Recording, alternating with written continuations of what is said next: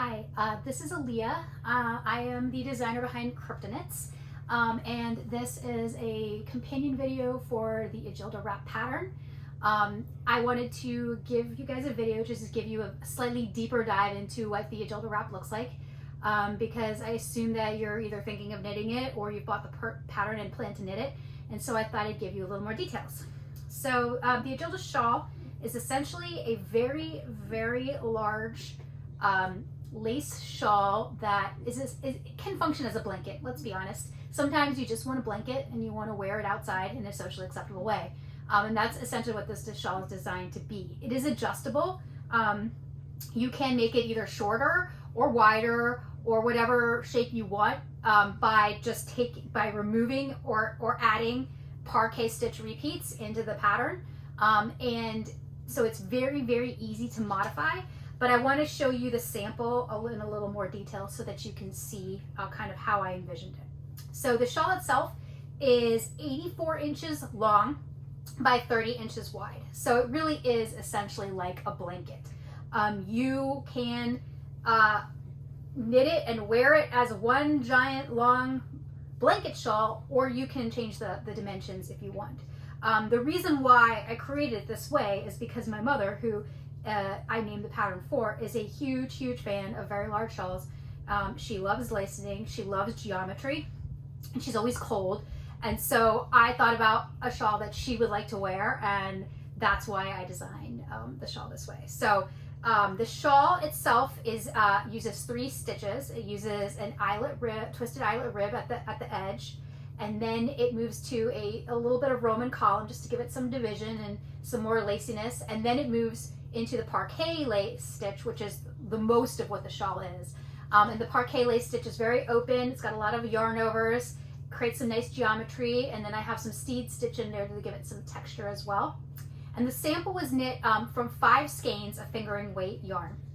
I used merino with a nylon blend. Sometimes nylon will give it a little bit of durability, so if you have a nice fine sock yarn, that will work.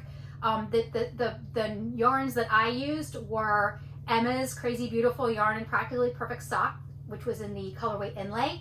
And I do recommend this yarn. Is very soft, and it has that good nylon in it. And I actually knit the sample a couple of years ago, and it's held up amazingly. So the next colorway that I used was I faded into La Bien-Aimée, her fingering weight yarn, and this was in Ami's Birthday colorway. And then in the center, I have Ba La Jolla yarn, which is 100% superwash merino, so it doesn't have the same kind of hardiness with the nylon, but this was the Sun-Kissed Apricot colorway, and then I faded back through La Bien-Aimée and back into Emma's yarn. So you could make this whole shawl with any of those 3 yarns. Like, so if you wanted 5 skeins of Emma's yarn, you could do that. If you wanted 5 skeins of La Jolla, you could do that as well. I happened to pick these colorways together while I was at my local yarn store, and I thought they looked gorgeous together.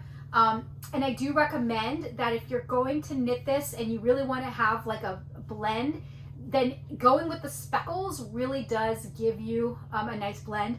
You can see though that I picked pretty muted colors with only a little bit of speckling, because I didn't want the parquet lace to be completely lost in the yarn.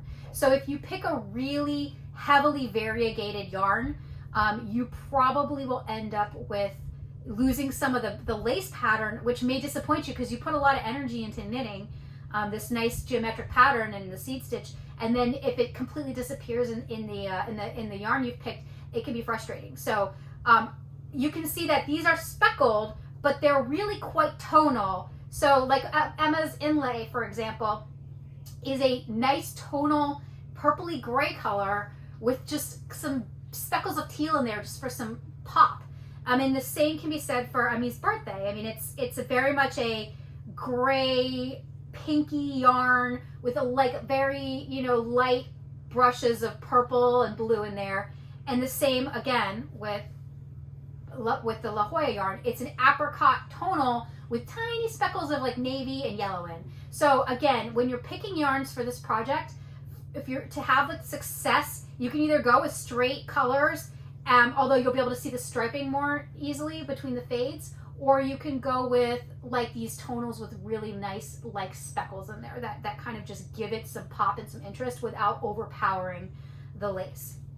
So 5 colors, 5 skeins. You can do, again, like I have, two skeins on the outside that are the same, 2 skeins next that are the same, and 1 contrasting skein in the middle, or you can just do 5 separate colors that just flow into each other.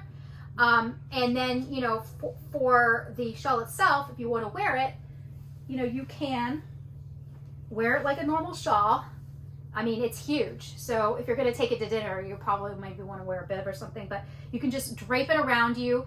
It's great for traveling. I know we haven't been doing much of that lately in the world, but someday perhaps we'll actually be able to travel again. It's perfect for like taking and with you on the plane and then just covering yourself from head to toe if you need to. Another way that can be really fun to wear this shawl is if you're like looking for one of those oversized, trendy like shawls, like a blanket shawl. You can basically slip it through like a scarf so that you can see the different colors, and then just wear it around your neck kind of as like a statement scarf. Again, and then, you know, you could tuck it into a jacket if it's really cold out, or, you know, and then pull it off and wrap it around yourself if you're somewhere outside, like hanging out, and you want, and winter's coming and you want it to have like an extra lap blanket. You can also wear it kind of like Lenny Kravitz style, where you just like, or Doctor Who, where you just, you know, throw it over your shoulder and let it hang down really low. Because it's a simple construction, a rectangle, there isn't a lot of guesswork into how to wear it. Any way you would want to wear a rectangle will work. And again, if you're looking at a lap blanket but you don't need to cover your whole body, you can fold it over into either, you know, halves or quarters, and then you have a thicker, kind of more insulated area to put over your lap while you're chilling, if you're like on a conference call and you know your legs are cold, or however you want to roll. Or if you just want to lay at home and snuggle under a blanket, that's what it is. I mean, for me, this shawl is like getting to have a mom hug whenever I want it, because I designed it for my mom and I know it's something she would love. And it's basically just, for me, like a piece that has a lot of statement quality, a lot of like beauty and class and elegance, but at the same time, it's just a giant blanket. So when you want to have a socially acceptable blanket with you, this is a great way to do that without, you know, tipping anyone off that really you just want to be in your pajamas or in sweatpants at home, or yoga pants with a cup of coffee and a good book. So that's kind of what the Egilda shawl is about. If you have any questions about the construction of the shawl or any of the stitches, the pattern at all, just shoot an email to hello@cryptoknits.com. And I will try to respond as quickly as I can. You can also reach out to me via Ravelry or any of the other social media aspects that are out there, you know, Instagram, whatever. But again, I do hope you really enjoy knitting this pattern. I feel lucky that I was able to create a pattern for my mom that, you know, she would like. And I hope that, you know, you guys, that this pattern resonates with you all as well, and that you enjoy knitting it and that you get like a lot of utility out of it. And I look forward to seeing you guys in the next video. Okay, thanks.